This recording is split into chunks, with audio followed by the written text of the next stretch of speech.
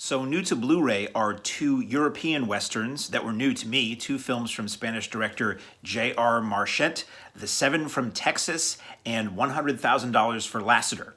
Not to be confused with the Tom Selleck movie. These are two films, so I like spaghetti westerns. Now, these aren't technically spaghetti westerns. They're made where the spaghetti westerns were made, which was Spain, but this is predominantly, I believe, Spanish cast and crew in this film, or behind-the-scenes Spanish. So technically, I say that because I was just reading the booklet that comes with this, and they get into that. Like, do we call all European westerns spaghetti westerns? Because they weren't all made by Italians. So this title, the overall title for this Blu-ray release and this series is European Westerns #1, and indeed Dorado Films, which is a label that's new to me, but I'm very excited about this label because I like spaghetti westerns.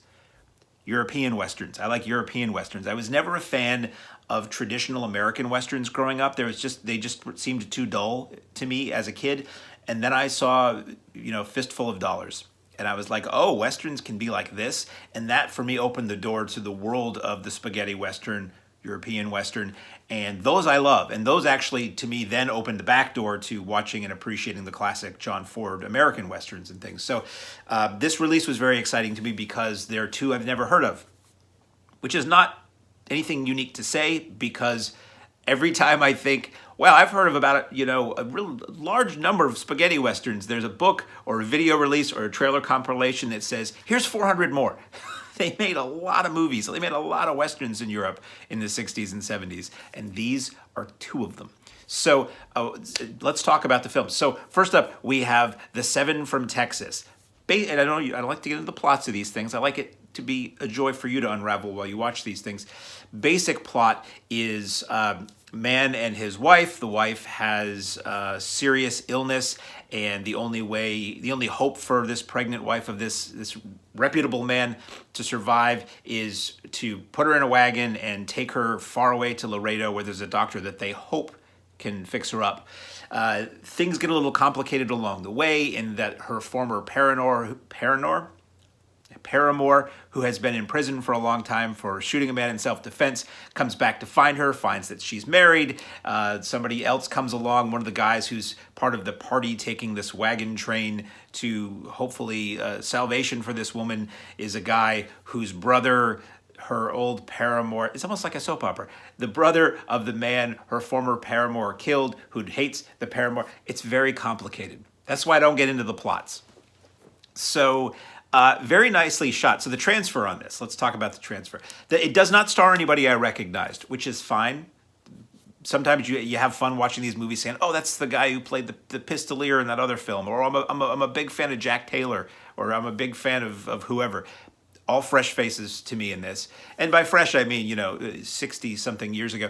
And the transfer looks good. Very crisp transfer on this. Looks like it came from a print, from like a release print. So it's got scratches and it's got spics and it's got specks. And it looks like it would have looked if you caught this at a drive-in a couple years into its release back in the old days, which is, I got no beef with that.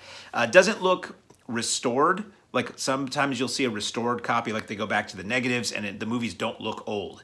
This looks like an old movie, but it looks good. Fills your widescreen TV. And extras include trailers. Now, if I glance over at my notes, not too subtly, we have trailers for The Impeccable 3, $100,000 for Lassiter, which is the other film in this set, The Seven from Texas, which is the film we're currently talking about, and The Relentless 4. So as for entertainment value for the movie, I thought it was okay. It wasn't one of the things that attracts me to, I'll say, European westerns is the style, an undercurrent of perversity. And I don't mean like explicitness, but there's always something a little off or a little weird about these movies, about the heroes or the villains or side characters, and the stylish music. This doesn't really have any of that. It's a pretty straight-ahead western. This reminds me of like a standard American western. And if you like westerns, this has got it all. If you like Euro westerns, it has some of that feel. It's dubbed, so you got that going for you.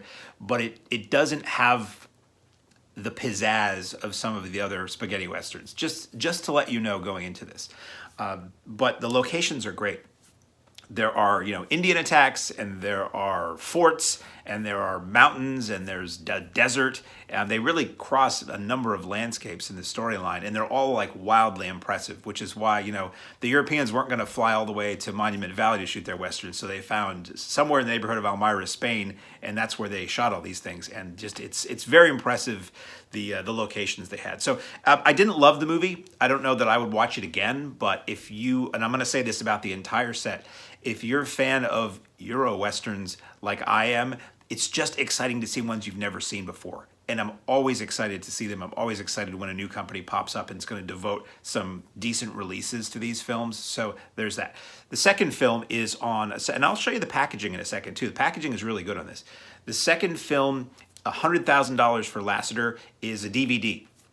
So Blu-ray HD for The Seven from Texas, standard def, widescreen, anamorphic, a DVD for $100,000 for Lasseter. I think of Tom Selleck being a slick super thief, or whatever that movie was about, every time I say the title of this movie. But we're not talking about Tom Selleck. So this film it's basically, in this broader sense of things, it's got much more humor than The Seven from Texas did.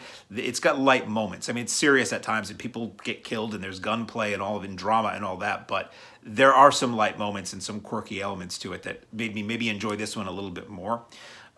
So you have this guy who rolls into town, and much like the Fistful of Dollars, at least, he's a guy who sort of is playing both ends against the middle.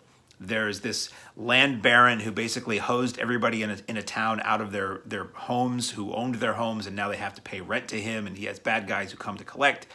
And there's a guy who, the film opens, I didn't realize this until partway through the film. The film opens, in the past, let's say, to the body of the film, where two guys are on the run in the desert on horseback, and one of them is injured, and the other one goes off to leave him, and the injured guy shoots the non-injured guy up until that moment in the back, and that sets up this other dynamic in the film where the injured man is the land baron who has a vendetta against this guy who shot him in the back, and this guy who rolls into town, the man with no name, let's call him, who's very well dressed. So it differs from the Leone Westerns and the knockoffs of Fistful of Dollars in that he's not some scruffy-looking guy. He's a dandy. He's a horsebacked dandy who rides into town, and he's getting involved in all of these dynamics, ostensibly for the benefit of the right party in each of these, the better of the two people, the hero and the villain. He's on the side of the hero, theoretically,